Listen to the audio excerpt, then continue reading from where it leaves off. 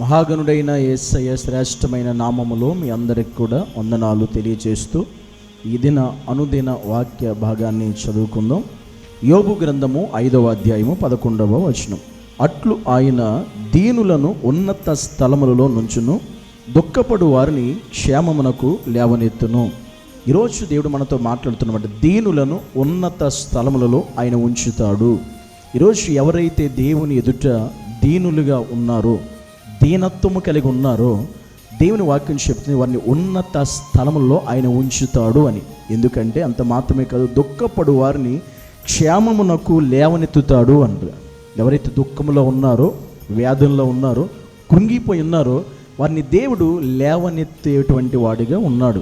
అందుకే ఈరోజు మనం దీనులైనప్పుడు, దీనులు అనగా మనం ఎన్నిక లేని వారం కావచ్చు, ఎవరి లెక్కల్లో లేని వాళ్ళం కావచ్చు, మనల్ని ఎవరు లెక్క చేయకపోవచ్చు, పట్టించుకోకపోవచ్చు, మనల్ని తక్కువ వారిగా చూడొచ్చు. ఇలాంటి వాళ్ళందరూ దీనులు అంటారు. దీనులను దేవుడు ఉన్నతమైన స్థలాల్లో ఉంచుతాడంట, ఉన్నతమైన స్థలాల్లో నిలబెడతాడు అని చెప్తే. ఎందుకంటే ఆయన వాక్యం చెప్పి దీనులు ఆయన పైకి లేవనెత్తువాడని, పెంట కుప్పల మీద ఉన్న వారిని ఆయన అధికారులు ఎదుట, రాజులు ఎదుట నిలబెట్టే దేవుడని వాక్యం సెలవిస్తూ ఉంది.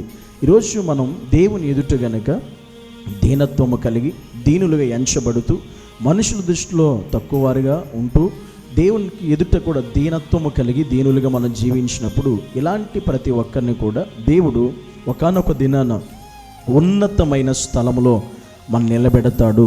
ఎందుకంటే మనకు తెలుసు, భక్తులు ఎంతోమంది ఉన్నారు పరిశుద్ధ గ్రంథంలో.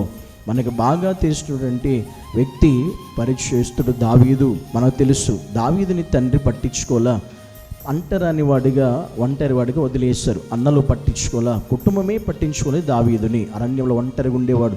అలాంటి దావీదు ఎన్నిక లేదు, కుటుంబంలో ఎన్నిక అయినటువంటి వాడు కాదు, లెక్కలో లేడు దావీదు. అలాంటి దావీదుని దేవుడు, దీనుడిగా ఉన్న దావీదుని దేవుడు తీసుకువెళ్ళి ఒక ఉన్నతమైన స్థానంలో నిలబెట్టాడు. ఈరోజు నీ పరిస్థితి కూడా అలాగే ఉండవచ్చు. నీ కుటుంబమే నేను లెక్క చేయనట్లుగా, నీ కుటుంబమే నేను పట్టించుకున్నట్టుగా, వాళ్ళంతా మంచి స్థలాల్లో, మంచి ప్లేస్లో, మంచి పొజిషన్లో ఉండి నువ్వు ఒక్కదానివే ఈరోజు వాళ్ళకంటే తక్కువ స్థాయిలో ఉన్నట్టుగా నీకు బాధ ఉంటే, దుఃఖం ఉంటే, దేవుడు నీ దుఃఖమును కూడా క్షేమమునకు లేవనెత్తుతాను అని దేవుడు మాట్లాడుతున్నాడు. నీ దేన స్థితిని కూడా దేవుడు ఒక ఉన్నతమైన స్థానంలోకి నిన్ను తీసుకువెళ్తాడు అని దేవుడు ఈరోజు సూటిగా మనతో మాట్లాడుతాం. ఇలాగ ఎవరైతే మన పరిస్థితులు ఉన్నాయో, మన జీవితాలు ఉన్నాయో, మన స్థితిగతులు ఉన్నాయో, ఒక్కసారి దావీదుని జ్ఞాపకం చేసుకుందాం. యేసేపుని ఒక్కసారి జ్ఞాపకం చేసుకుందాం. 10 మంది అన్నలు ఉన్న ప్రయోజనం లేదు యేసేపు జీవితంలో. తండ్రి ప్రేమించేవాడు ఉన్నాడు, అయినా ప్రయోజనం లేకుండా పోయింది. వాళ్ళ చేతే నిందలు పడ్డాడు, అవమానించబడ్డాడు, కృంగిపోయాడు, కొట్టబడ్డాడు, గుంటలో పడద్రోయబడ్డాడు, అమ్మివేయబడ్డాడు. అన్ని రకాలుగా యేసేపు ఉన్న దేవుని ఎదుట యేసేపు, ఇటు కుటుంబం ఎదుట, మనుషుల ఎదుట, దేవుని ఎదుట దీనత్వము కలిగి ఉన్నటువంటి యేసేపుని దేవుడు ఐగుప్తు దేశంలో ఒక ఉన్నతమైన స్థానంలో నిలబెట్టాడు. ఈరోజు దేవుడు నీతో నాతో మాట్లాడుతున్నది, నీ స్థితి కూడా, నువ్వు పరిస్థితి కూడా ఎంత నమ్మకంగా యథార్థంగా ఉంటున్నా, ఎంత కష్టపడుతున్నా, ప్రయాసపడుతున్నా, నీ స్థితి అలాగే దీనత్వం కలిగి ఉంటే నిన్నుతో దేవుడు అంటున్నాడు, నిన్ను ఒకానొక దినాన, ఈ స్థితి ఇప్పుడు ఉన్నది నీది కాదు, నిన్ను ఒక ఉన్నతమైన స్థానంలో దేవుడు నిలబెట్టబోతున్నాడు, ఒక ఉన్నతమైన స్థానంలో దేవుడిని నడిపించబోతున్నాడు. ఆ రోజు నీ జీవితంలో ఖచ్చితంగా రాబోతుంది.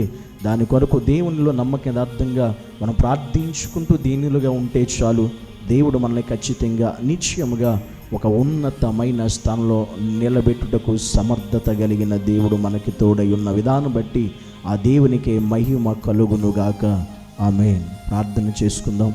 పరిశుద్ధుడా, పరమ తండ్రి అయిన దేవా, నీ సన్నిధానంలో ప్రభువా, ఈరోజు నీ వాక్యం ద్వారా మాతో మాట్లాడుతున్నందుకు వందనాలు.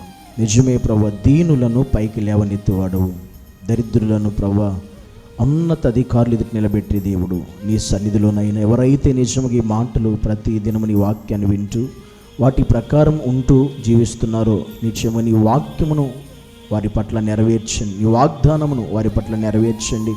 అలా దీనులైన ప్రతి బిడ్డలను కూడా ఉన్నతమైన స్థానాల్లో తీసుకెళ్ళి నిలబెట్టి స్థిరపరిచి సహాయం చేయమని ప్రభు అయిన యేసుక్రీస్తు నామాన్ని బట్టి ప్రార్థించి వేడుకుంటున్నాము పరమ తండ్రి. ఆమేన్.